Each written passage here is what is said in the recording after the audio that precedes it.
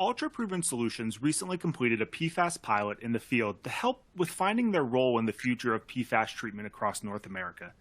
Today, we're looking at those results, including operating conditions, PFAS removal levels, and on site tests, along with a unique turnkey solution for PFAS treatment in the field. I'm Miles Skoda, and this is the Water Online webinar series. Joining me for this presentation is Sanexen's Vice President of Innovation, Dr. Martin Bureau, an industry veteran who is focused on tackling the most important water challenges facing cities and industry across North America. We'll be taking questions throughout the presentation, so feel free to submit questions as we go along. And we'll get to as many as possible during the Q&A, and any that we can't get to, we'll follow up on after the event. And just a couple housekeeping notes. If you run into any issues, please try refreshing your browser first. And if you need additional support, submit a question via the Q&A, and I'll help get you back on track. Now, finally, the webinar will be available on demand after about 24 hours, and you'll get an email with a link to it. So with that all said, I'm going to turn it over to Martin to get started. Well, thanks, Mike. Great pleasure to be with you today. I've never been called a veteran before. That's a surprise to me. Thanks for the vote of confidence. So today we're here to talk about field results. We see very few of those for PFAS treatment, and I hope that I'll be interesting you with those using our Ultra proven solutions. Let me just figure that out. All right. So a word about the company. We belong to the Logistec family, a unique combination of diversified services. On one end, you've got marine services, and on the other, the group I'm with is Logistec Environmental Services. We focus on site remediation and water solutions. Wow. Logistec is present throughout North America, from the North Pole to the Gulf of Mexico on the west and the east coast. And you see terminal operations as well as environmental and water solution facilities. We're a group of more than 3,000 experts and perform more than $2 billion worth of environmental projects so far. And we, over the years, the 35 years of our existence, we've treated more than 3 billion gallons, or almost 3 billion gallons, of contaminated water in over more than 6,000 site remediation projects or water remediation projects. Logistec is committed to the environmental, social, and governance goal that were targeted by the United Nations, and we address 12 of those. And in this talk, I'm addressing actually 8 of those goals, which underlines the commitment and the commitment of Logistec and the importance of treating PFAS and the environment for our company and, of course, for society. Ultra is about innovation. We're dealing with water main renewal solutions, lead service line replacement solutions, and I've given a few webinars about those. And what brings us today is PFAS solutions, new solution based on legacy contaminated water treatment solution. That slide essentially wrote wastewater treatment solution, but it's really about contaminated water, heavily contaminated water with PFAS or other type of very nasty contaminants. Now, a word about PFAS. They really have attracted our attention in the last years. Since the 90s, the number of scientific publications in Science Direct have increased by a factor of 40, and that's 2021 numbers. And year to date, from the year-to-date results, it's clear that we're going to break the roof here and double compared to what we had in 2021. And that shows how important that topic has become for the scientific community, which is a reflection of society, of course. I love those word cloud charts. They come from social scientists, social sciences, and they give us a flavor of what's in those publications and what's the angle that they take. Of course, they talk about water and exposure, fate, substances, acids. I mean, it's almost emotional. It really speaks to, besides the chemistry, to the loaded sense or the loaded value that we have with PFAS when we when we refer to those. Now, the type of articles that we see in newspapers and not scientific papers are the like. This is May 3rd, 2022. It reports on Maine that bans, for the first time in the U.S., the presence of PFAS in sludges and compost for downstream activities. And that underlines a huge issue. Wastewater treatment plants are trying to find new sources of revenue besides taxing people. And biosolids as fertilizers or compost is one of those. And if we stop using those because of the PFAS presence, it's going to be a big problem that we need to fix. So the point here is not that it's not a good thing, it is, but we need solutions. We can't just ban it and then that's it. Can't use it and find another solution. It won't work like that. So really, technology providers, solutions are needed. Another is Illinois, in that case, passes PFAS incineration ban. That's June 29th. Great. Incinerators, at least regular incinerators, don't go at temperatures high enough to destroy PFAS, so it's a good thing. But then what do you do with all those PFAS if you can't burn them anywhere? So you're going to landfill them or something? So it's a never-ending story.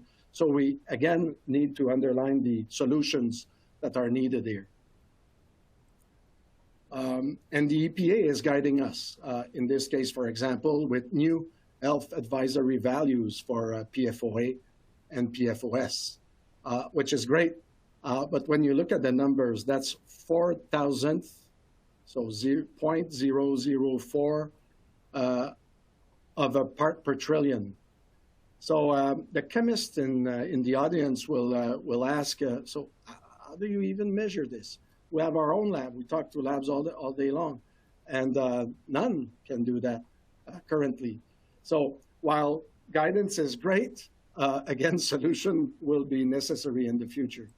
And a final example to underline all these challenges that we're facing is a recent, that's August 26th, almost yesterday,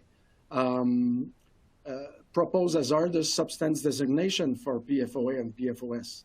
Great. It's going to be opening up the door for super funds and large projects to clean up sites because that's really necessary. But what about the other 5,000 compounds? We know that they are harmful, may not have all the data about all of them, but they need to be addressed. So further guidance will be required. So I guess by now you understood I'm not giving the typical what are PFAS and how harmful can they be. But let me underline as well, again, the fact that PFAS are everywhere. And that is by itself a huge challenge because the world is large. And the factor of dilution is tremendous. So that begs for a solution that deals with the sources of PFAS in our environment, at least for now. Plants that produce PFAS can be addressed through their waste water streams or their solid streams to capture PFAS before they get to treatment plants or to the river or groundwater. Landfills that get products that are full of PFAS, or at least contain PFAS, I'm sorry, well, these PFAS end up in their leachate, and that leachate to the treatment plant. Again, that can be addressed cost effectively because it's concentrated. Sludges, I already talked about, and biosolids can be addressed. We will not talk about that today, but that's definitely something that needs to be addressed. And firefighting foams at firefighting training area, airport sites, military sites, and so on, also can be addressed more cost effectively than the downstream groundwater that is used for our potable water wells, for example. And that's what we're focusing at Altra PFAS solution. So just to put a few image in your mind, this is two types of water that we're treating with this technology. Those are two types of leachate that we received. So they're very dark in color. This one a little less, but still. And our target is really the highly contaminated water, wastewaters, or contaminated waters, I should say. And compared to potable water wells that are contaminated with PFAS, the PFAS concentration here is very large, 1,000, 10,000 nanograms per liter, and even more. You'll see examples here up to 10 ppm. And it's full of other substances in the water, dissolved solids, suspended solids, organic matter, and all of those will have an effect on the treatment that is chosen to treat them.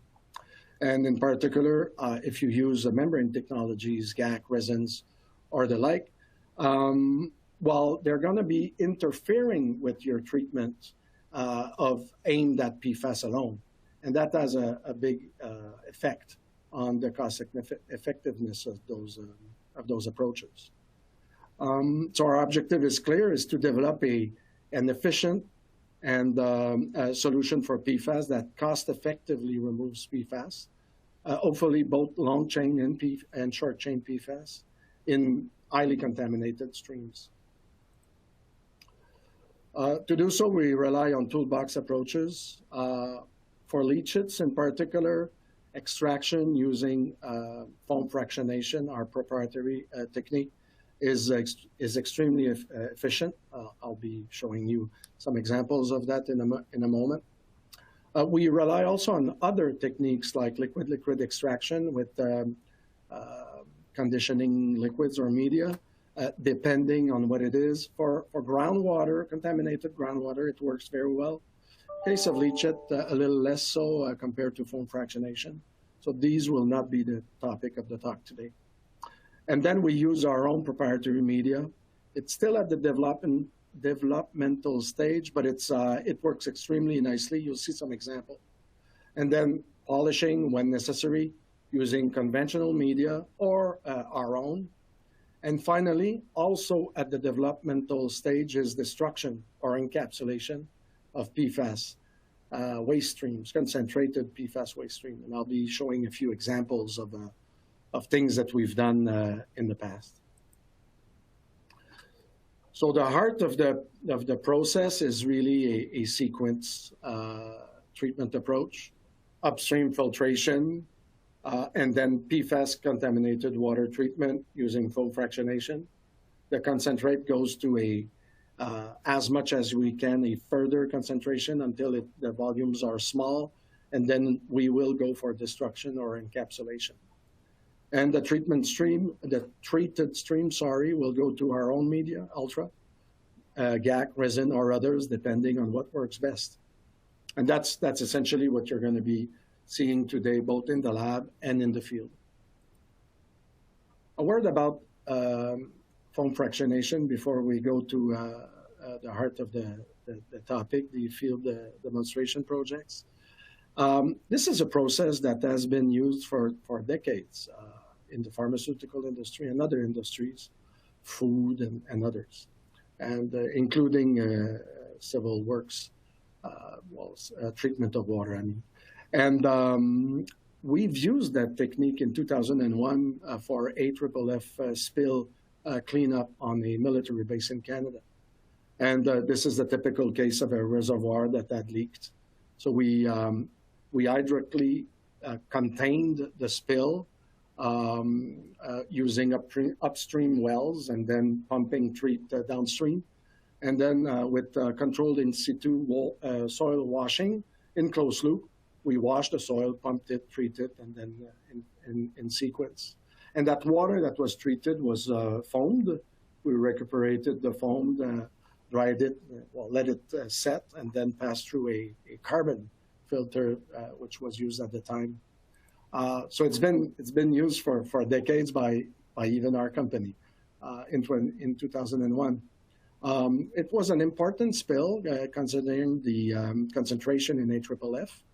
And then closed loop treatment, we were able to treat 1.2 million gallons at 15 GPM of that contaminated water. By doing so, we recuperated 830 pounds of AFFF. If you do your math, it's pretty close to what was spilled. And then we went for disposal for some of the carbon as well as the soil that couldn't be cleaned, with an overall efficiency of the water treatment that was 95% based on 2001 criteria, which was a success. One last impact of organic matter. That's so important in those treatments. So an example here, you see Pfas from 2 landfill sites, 1 and 2. You see concentration is fairly high at 1,000 to 2,000. And it goes through foam fractionation, and hopefully it's effective. And we remove more or less 90% in that particular example. Going through our media, we further removed it to what was the limit of detection for that particular test, which is great. But what's interesting here is that by doing so, if you look at your organic carbon, the TOCs in the water, going through foam fractionation, it didn't vary. It stayed pretty much at what it was at the beginning. And out of the media, the same.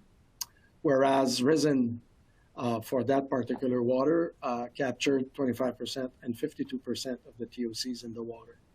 And that in turn will affect its duration, its life duration, and will affect the cost of a treatment based on a resin like that.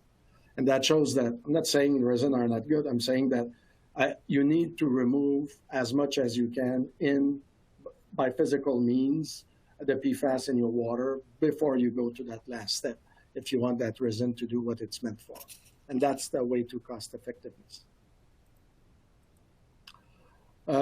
Finally, most of the results you'll see today are based on our own analysis of PFAS. More than 2 years ago, we've acquired a LC-MS equipment, and we use US EPA methods for treating different kind of PFAS streams. And that gave us speed. We gained so much time adjusting our methods, adjusting our recipes, providing answers to our client. That's extremely useful for us, I must say, a smart move from our team. Now, without further ado, PFAS treatment projects and case studies. All of what you're going to see today are municipal solid waste landfill leachates and some industrial. So first example, and the story is pretty much the same for each site. This landfill has some leachate that needs to be treated. It used to go to the treatment plant, then to the local river. But due to the PFAS concerns, it's no longer acceptable. The client tried GAC, tried resin, tried other absorbent, and while it worked, but for a very short period of time due to fouling. And we helped them by bench testing first with using our Altra solution for foam fractionation and our media. So generally, I tend to put less data on slides and be more, simpler in my message. But I guess this audience today want a little bit more of data. We see too few of it. So excuse me in advance, but there'll be a lot of those tables that are full of numbers. I'm sorry about that. My reading is that this is what was required from us in this talk. So here you've got 6 PFAS that were regulated in that state for their long-chain PFAS for this particular site. This is in nanogram per liter, and you see the contamination was high, not that high, but let's say close to 1,000. The foam fractionation process here went very well and was able to reduce by 90% the amount of PFAS in the water. And after we treated with our own media, it was down to 20. And that's the sum of non-detect values for most of them. So that shows that it was very effective. I showed that slide because the sum of other PFASs, and most of them being shorter chain PFAS, show a very different picture. Out of foam fractionation, the treatment was not that effective, and that shows the challenges in dealing with those. The media did well. We were able to remove 50%, but that's clearly not enough going down the road for future, or at least what we see in the future of PFAS treatment. Next step, of course, is demo field test, and that's what we aim at doing for that particular site. Another example, again, that's lab results. We'll go to field results in a moment. This is a RO reject from a leachate, obviously using at a landfill that use reverse osmosis. The idea was whether we could treat RO reject that was sent to the treatment plant with our process. So the same story goes here. They don't want to send it to the treatment plant, or the treatment plant doesn't want to receive it anymore. And we're trying to address the concentration in PFAS down to drinking water maximum concentration limits, MCLs. So this is short chain PFAS and then longer chain PFAS. We could argue if the transition is the right one, but I mean, they're all listed anyway. That's all the PFAS that were, detected in the water. You see the RO reject here. It's fairly important, 10,000 nanogram per liter, short chain, long chain. The foam fractionation on that particular reject was very effective for long chain PFAS, and the media was as well. But again, those results show that foam fractionation was not that effective in removing those shorter chain PFAS, whereas resin or media was very much. So that poses a question of long-term cost-effective that we need to address, and we're addressing it in the next slide. Yet we remove 97% of all the PFAS that are regulated by the client in that case. So short term, it's a success. But we need to look long term for sure. And the next step is a demo field test. Now, landfill A is another landfill where we did a field trial. So first the bench test and then the field trial results. In that case, the leachate was not that dark, yet it was loaded with a lot of TOC in particular. Similar analysis, the short chain PFAS content was in the order of 7,000 to 8,000 nanograms per liter, whereas the longer chain PFAS was like 400 or 500, 5,000, 4,000. Foam fractionation was somewhat ineffective, again, for short chain PFAS, but very effective for long chain PFAS. And as a matter of fact, after we got out of our media treatment, we were able to remove a fair portion of both short chain and long chain, but not at the foam fractionation step for the short chain PFAS. Yet those results were significant enough that we went to a field tests. So you see, we mobilized to that field, to that landfill, with our units. Those are you see here two at the bottom right, two containerized units for the treatment. They fit obviously on truck trailers. You see here a small office and lab that we use for sampling and making all sorts of analysis. This is an insulated system, so it can be operated in freezing conditions, and it's all equipped with hydraulic retention for spills or anything. So you see some of the guys that did one of the treatment here. The filter section of the units, I'm not showing for obvious reason the other part of the unit, but still you see some filters for particulate matter in the water. You've got the carbon filters, our media, Altra media here, and some of the equipment. So it's a real thing that we mobilize there. You see pictures of the site at the landfill, very typical. That's our 2 units, the lab, retention tank at the bottom. So this field treatment, was a 2-week field demo that was done this spring. We use foam fractionation followed by our media and resin in that case. And we treated during the course of those 2 weeks. We tested a bunch of things, which explains that the volume is not that high, but 90,000 gallons as per our agreement with the client, at the flow rate of 16 to 42 GPM. Results from the field. So first surprises. When you look at PFAS publications or treatment or articles, you see a lot of results about long-chain PFAS, and in presentation, short chains are often minimized. Well, in that case, you can't, because there's 3 times more short-chain PFAS than long-chain PFAS in that water. So we really needed to address it. And if you recall the previous slide with the table, you saw that that's a challenge. So these are the results we obtained. This is a compound result, but it's very representative of what we did.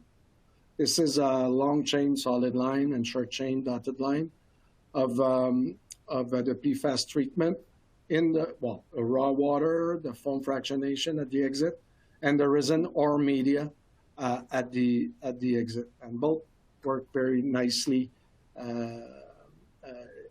at smaller volume, I should say. This is in nanograms per liter or part per trillion levels. You see that for short chain PFAS, foam fractionation did somewhat okay. I mean, let's say 20% reduction. It's not great, but it's something. And out of the filtration step, it removed completely the PFAS in water. And for long chain PFAS, and we were quite glad, it removed the mass majority of the PFAS in the water, and you get to very small volume quantity of PFAS to deal with a filtration step downstream. Then we went to we use a surfactant, because if you read literature to control foam fractionation, you might want to use soaps. In this case, we use a cationic surfactant, which is reportedly better for doing so in PFAS. And much to our pleas, we were able to remove more PFAS, short chain PFAS in the water, and retain a very good efficiency of the PFAS removal in the long chain out of foam fractionation. And again, out of the filtration, it was completely gone. So let's say it moved from 20% to 35% or so of removal in that case, which is great, but we need to crank that up definitely. What's interesting about surfactants here is that not only do they help us remove more PFAS in the water, but also, and short chain in particular, but also reduce the volume of foam that's generated and eventually liquid that is generated for a process like that. So typical results for that test was 8% if we didn't use surfactants, down to 3% only by using a cationic surfactant. And with optimized reactors and the same surfactant and conditions, we were able to reach approximately 1% of the volume of concentrate generated. Our goal is to get to a fraction of that, which we're getting there. But for that particular pilot, we didn't have the equipment mobilized on site. So, but we clearly are shooting for 0.1% in those cases. And from a business case standpoint, that is likely to work. Another landfill B in that case. It's a different state, different location, same story, landfill, leach it, needed to be cleaned from PFAS. And so we tested it. You see the type of water that we had, similar to the previous in terms of looks. You see the raw leachate look and then the foam fractionation, similar in color. We remove a little bit of the content, organic content, and then resin removed quite a bit, whereas our own media did not as much. In this case, 5 PFAS were controlled, 3 long chain, 2 short chain, PFBS and PFBA, which is quite challenging. And this is the health-based values for drinking water, which was used as a reference in this case. The raw leachate had fairly high values of nanogram per liter of PFAS compared to the drinking water reference, whereas PFBS and PFBA were lower. Yet, so we used, again, the same treatment train, foam frac, media. We're able to remove significantly in a straight treatment the longer chain PFAS, but again, not so much a short chain PFAS. Out of our media or resin, we removed everything. We also tested for other PFAS present, and that's what we found. And the same story goes with the media and the resin removing most of the short chain PFAS, whereas foam fractionation didn't work that well for those smaller chain PFAS. Yet we went to a field demo because we met the drinking water reference here. So same units or similar unit deployed to another site, 6-week field demo, in this case, at a landfill in the summer of 2022, so a few weeks back. And in this case, we treated 330,000 gallons of leachate at similar flow rates of 16 and 42 gallons per minute. In this case, several types of leachate was treated from that site. So we were sent different leachate on different days, which added to the complexity of the treatment.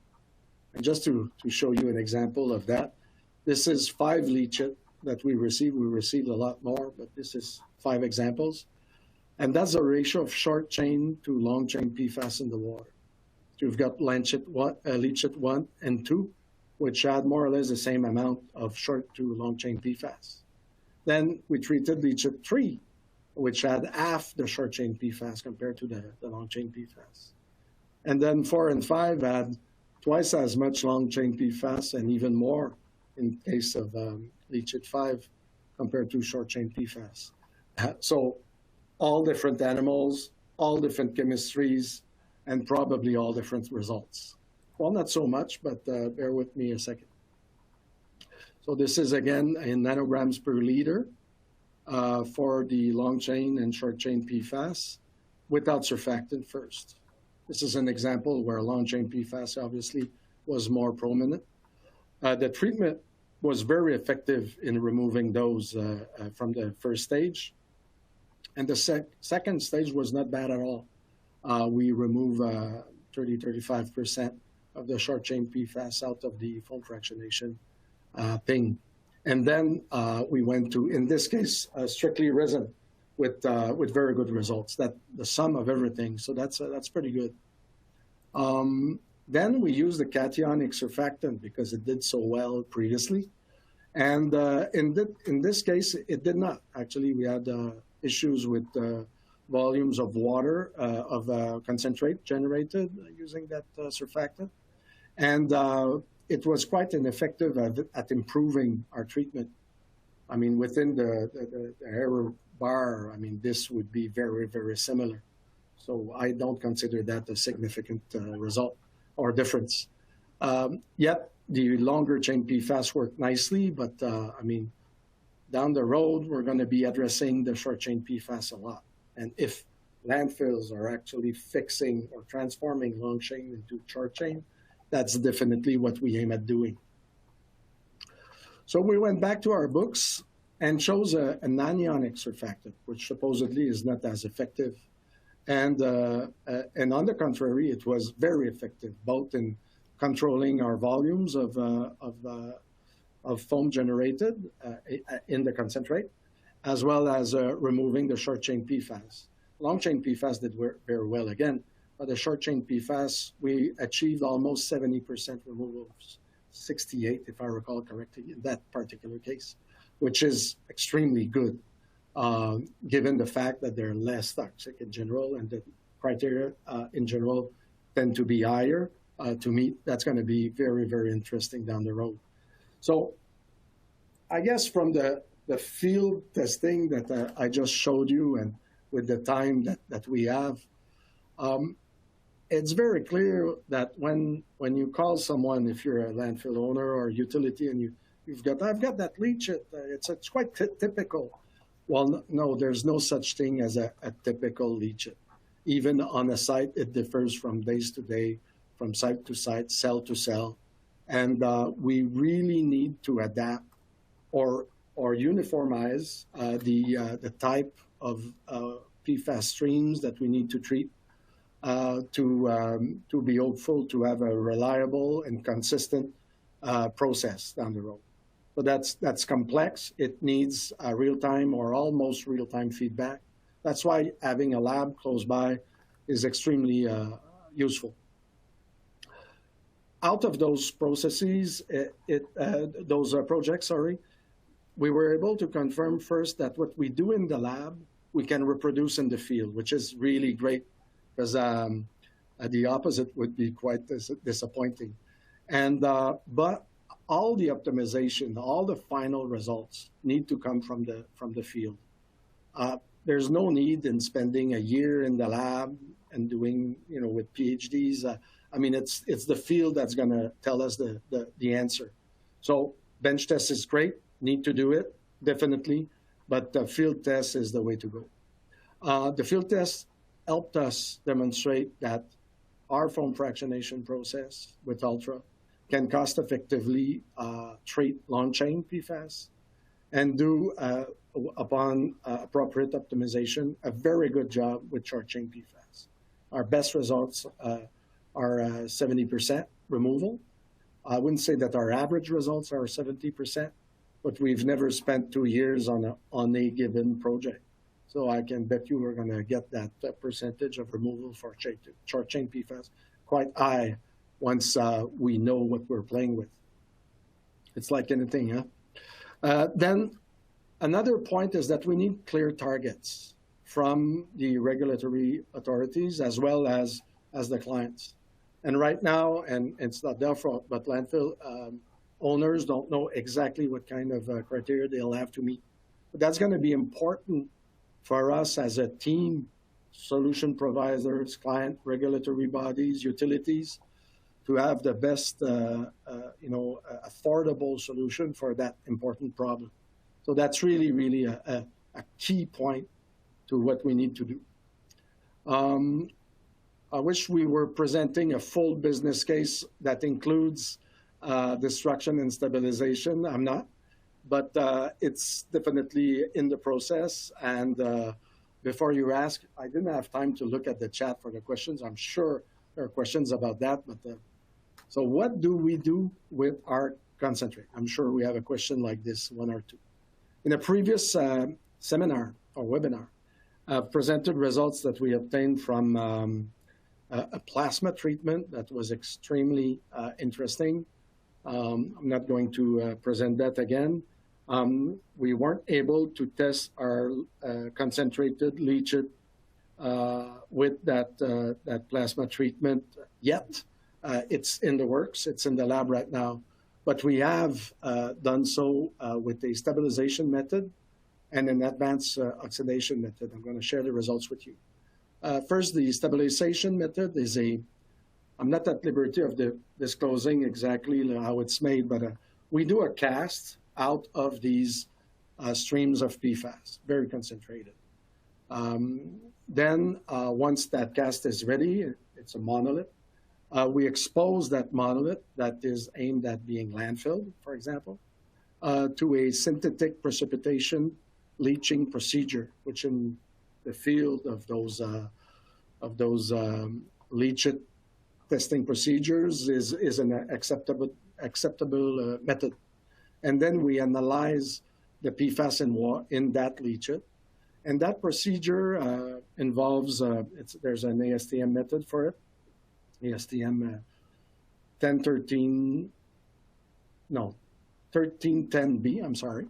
I know it has a certain pH and so on, and it's supposed to simulate 100 years of leaching. So I'm not a specialist about that procedure, so not going to be commenting on that, but that's what experts comment about. And then we analyze the PFAS in that leachate. For advanced oxidation, we use a boron-doped diamond electrode with flow rates that are amenable to a flow rate of 10 to 20 GPM. In our case, it was a batch process, but it can be transferred, and it has been transferred by, in continuous flow. And we analyze the PFAS in water after a treatment of 10 hours in that case. Now, 10 hours may seem a lot, but you need just to understand that depending on the footprint, it can be adapted to 10 to 20 GPM without a problem. So first, the results of the stabilization method. So this is concentration in the PFAS in part per trillion on a log scale. So that's different from the others. You see that was fairly high in the range of 1,000 to, let's say, 50,000. And I'm going to, in blue, you see the foam fractionation concentrate. So that's kind of the raw ingredient. And then the stabilization, the stabilized leachate, if you like, that was analyzed. You've got here for PFBA, PFBS, PFOA, PFOS. You see that there's not much green on that chart because the process was quite effective in fixing those PFASs, and they were not detected in the water, or under detection limit, I should say. PFBA reduced from above 1,000 to above 10. PFBS from, let's say, 10,000 down to 10. PFOA at 50,000 down to below 10, a few, 2 or 3. And PFOS, well, was less present, but still was reduced significantly. That shows very interesting results from a technique that relies on encapsulation or stabilization. So the PFAS are still there, but they're fixed. If the industry and the regulatory bodies aim at going that way, well, our results show that with our techniques and this, it works very, very nicely. So that's promising. May not be a destruction technique, but it's definitely effective at what it does. Now, electro oxidation, I've seen a lot of results from a lot of companies. This is by far the best results I've seen, period. This is a partner of ours. This is not our result, but they were done with our process, processed water in collaboration and under NDA. That's very interesting what we see here. It's a log scale, again, part per trillion. And in that case, we sent this partner a spiked foam fractionation concentrated stream. So it was a tough nut to crack. You see the concentration. We've got 10 ppm, 1 ppm here, a very complex sauce. Let's aim at PFBA, OA, OS, and PFBS here. I mean, the results speak for themselves. It was 30,000 part per trillion in PFBA in that water, and it's down to below 1 for PFBA. PFOA, the same, above 100,000 part per trillion, down to 0.1. Oh, so that was their, they cranked it up quite a bit, and they went to very low detection limit. The same here with Pfas and PFBS. So very, very interesting results, I must say, that are quite promising. So we're working on other solutions, one that involve thermal as well, and we'll be coming back with plasma for sure. So bear with us about those. So as a conclusion, how do we proceed in going forward with a PFAS treatment? Well, what I underline in this presentation is that treatability analysis and field testing is mandatory. We need to review historic wastewater, and I should say contaminated water, composition and volumes here, characteristics and targets of the required treatment So what is it that we need to treat? We treat all, we treat only the PFAS. Is there anything else? It needs to be customized to the need of the client. And it's a cliche, but there's no such thing as a one-size-fits-all solution. Sample collection. Our own lab, having our own lab is surely helping. It gives us, as I said, speed, and we rely a lot on that to get as fast as we can the best solutions for our client. Then we go to bench testing and then field testing. A field demo is definitely necessary to optimize solutions. I mean, I'm not a strong believer of optimization in the lab. I mean, it's important, but the optimization will be real scale. And then we can do like treatment fees or monthly fees. I mean, we're flexible in the type of relationship that you need or client need to have.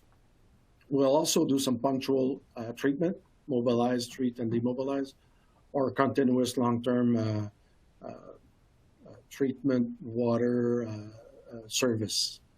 And our future offers will include, as quickly as possible, stabilization or destruction solutions. For us, if we want to get rid of the problem I underlined in the introduction, we really need to get rid of the PFAS altogether and not simply stack them somewhere. So that was a pleasure for me to be with you. I'm 45 minute-ish, right on time. You have my contact info and my good colleague, Stephen Boutel, that some of you, I'm sure, knows for future contact. He's a business manager. So you may contact either of us. Thank you very much, and I'll be happy to answer any questions. All right, Martin, perfect. You said 45 minutes, and you were right on. So even better, we've got some time for questions. As usual with our PFAS webinars, a bunch are rolling in. Again, if you have more questions for Martin, shoot them through right now. If we don't get to everything, I'm going to pass these along to Martin. So, you know, you'll get followed up with them. You'll get your information that you need. So sure. Let's start with one that I saw pop up a couple times. A few people are asking about the best options for PFAS destruction. Somebody mentioned high temp incineration. What are usually the best options right now? Well, right now, I'd say thermal destruction with a high enough temperature would be the sure way to go. But will you be able to transport your PFAS from site to site, from state to state? Will the state allow that incineration to happen? Can you go, what kind of process or process follow-up will be done on a treatment like that? And I'm not talking about the transport cost or the on-site incineration cost, associated to a treatment like that. Our calculation is that, I mean, in some cases it may make sense. You've got, a very large volume of carbon loaded with PFAS. Perhaps it's doable, or resin. But landfill leachate, it's simply not doable from a cost perspective. The business case won't work. So then you rely on technology that need to be demonstrated. I mentioned plasma. I mentioned electro oxidation. Some of our respected competitors are looking at that as well. I have not seen so far results as good as those. They're not ours, but we've got a good partner there. That's very, very promising. I'd say that other means of oxidation need to be considered. There's interesting technology with that still probably needs to be demonstrated in the field, but that rely on supercritical water or semi-supercritical water. It depends. Those are interesting as well. So right now, it's still a race. It's still a race to see what works best. And there's two things. Regulatory bodies will tell us, and money will talk. Because some of those are simply prohibitive. So they work, but you can't afford them. Yeah. No, that makes sense. I mean, especially what you mentioned. I mean, a lot of people mentioned incineration as an option, but the temperatures needed and the locations of those, traveling across state lines, it poses a huge challenge to even just getting it to that type of incinerator. And it's unlikely you're going to be able to build your own incinerator that's reaching what 2,500 Fahrenheit. If I think it becomes an hazardous substance, that's the end of it for transportation, or at least that becomes complex. Gotcha. All right. So somebody asked, after your process is finished, does the remaining leachate still need to be treated at like a wastewater treatment facility? If we did our homework right, it just goes for the typical. It's accepted by the treatment plant, so the regular treatment at the treatment plant. That's it. What has been asked. So we could install a full treatment if it's needed, but what has been asked so far, and that we're targeting ourselves, is just to address the PFAS in the water. So as an answer, I'd say in that case, yes, there still needs to be the treatment that wastewater treatment plant does better than us. Yeah, perfect.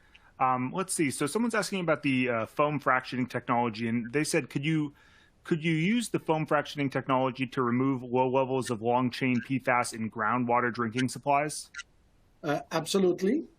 Yet, there's a nuance here. Some of those water want foam. That's why I was mentioning in the introduction that we have another technique that relies on a conditioning of that groundwater followed by a liquid extraction. Because in some instances, that works nicely. Another way would be to use surfactant to help that water foam better, and then, as such, be able to efficiently, remove the water, the PFAS from the water. Our results, we've got results about that. As a matter of fact, I don't think we have time, but I think I had one slide about this. Groundwater cleanup. That's a AFFF spill, but it's groundwater down the road. And, we were able, it's a non-optimized treatment, but we removed like 90%, 80-something% in that water. And with that's old results, but from what we know now, we could go very low in terms of concentration in that water. Yeah. All right. That's awesome. You even got the slides ready. So let's see. Someone asked, they're asking about what is the production status of a full-scale FF systems, and what is the final disposition of your media after use? What's the first part of the question? I'm not sure. The production status of the full-scale FF systems. Well, we've got the partners to build them and integrate them. We've got the plans, the PNID. It's ready to go. We're post-COVID supply chain crisis, I must say, for all of us. I mean, I just went through renovations, and I'll have a dishwasher in 6 months, and I ordered that January 6th. So this is the world we live in now. So there's a part of my answer that I don't know. But definitely this is ready, and we're working with suppliers that assure of the best lead time possible. 6 months, 8 months to get a full-scale unit. That's our target. With commitments, we could as well commit to something to be discussed that would be in those lines. That's perfect. And I feel your pain on the dishwasher. My first one came damaged, and now we're waiting another 9 months for the next one to come in. Well, so yeah, perfect. I'm sure people are off the line right now. Yeah, it's crazy. Luckily, I put 2 in, so I still got 1 working. Let's see. So someone's asking, someone asked, are there any other compounds that you noticed that interfered with the media in the process? Well, your metals, pH is not relevant really. So we haven't seen that, but in a recent trial, we've encountered weird behavior where things just won't foam, period. So it's complex, and this is field results. We didn't see that in the lab. So I'd say yes, but we haven't learned everything yet. That doesn't mean to say that we cannot effectively treat to a large extent, but the type of optimization that I've presented today need to address specific effects like these. And I suspect a biological effect in that case, but this is fresh from the oven, imperfect results. So I'll leave it to the future for a better answer. Yep, that's perfect. So let's see, we've got a couple minutes left here. So early on, somebody asked, what are the PFAS compounds you are able to measure in-house? Well, that's a good question. We're not like equipped like a world-class university lab like we have at University of Montreal, for example, with Professor Sauvé. There are others, but we inspect day in, day out 32 of the PFAS using the EPA method. I forgot the name, but one of the methods I listed earlier. And so we're able to track those. We probably will need, because government will go that way. I suspect very seriously that the Canadian government is going to go for a total fluorine content approach instead of targeting individual PFAS. So instead of, bringing the list to 100 or 200, I think we're going to have to go to another type of approach where we do a mass balance on all the PFAS in the water we analyze. So that would be my question. Yeah, that's great. Sorry. No, you're good. Yeah. So let's see. I've got another minute and a half, 2 minutes here. So there's a few questions about someone's asking what's coming up. Where are we in terms of the technology? Where does it stand right now to treat PFAS in water? Could you just talk a little bit about like the current state and maybe what you're seeing, like what you guys, if you can, anything you're working on that you could mention? Our focus has been on the high concentration streams. Definitely membrane technologies with lower pressure and higher effectiveness, let's say, or efficiency, is a great option for potable water treatment. And it's actually a technique that's complementary to what we do. Strongly believe it's a great way to go prior to having some media, because media will be cumbersome, expensive, logistically complex to manage. The heart of the technology, I'm putting aside all the analytical research. That's extremely important, but that's not my world really. But so that there's a lot to be done there. Like I spoke in the introduction of a 4,000th of a part per trillion. So that's a challenge all by itself for these guys or girls. But in terms of treatment, definitely destruction, on-site, cost-effective treatment. Let's say below. I mean, the prices I see are dollars a gallon. Like that won't work. So that needs to go much lower than that. We're aiming at cents, cents a gallon and lower. So they may not reach that level. That's for us to concentrate with what we have enough that their solution is cost effective. That's something I see coming without a doubt. We see also stabilization methods for landfills.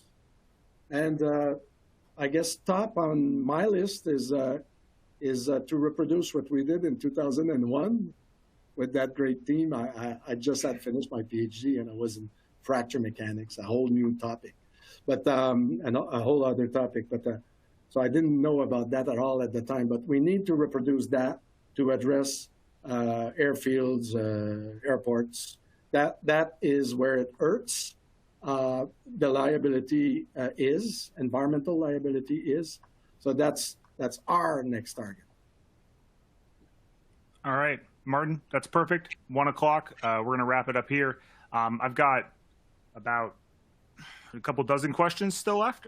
So apologies we didn't get to them all. A few are pretty specific, so I'm going to pass those along to Martin for potential follow-up with everything. In addition, if you did have any questions, again, Martin's email is right there on the screen.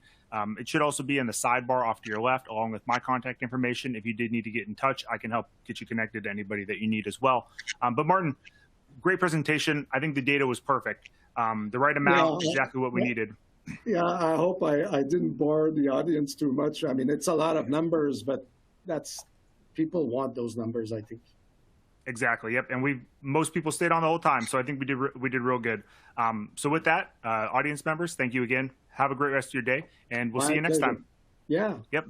Great pleasure. Bye-bye. Great. Bye, everybody.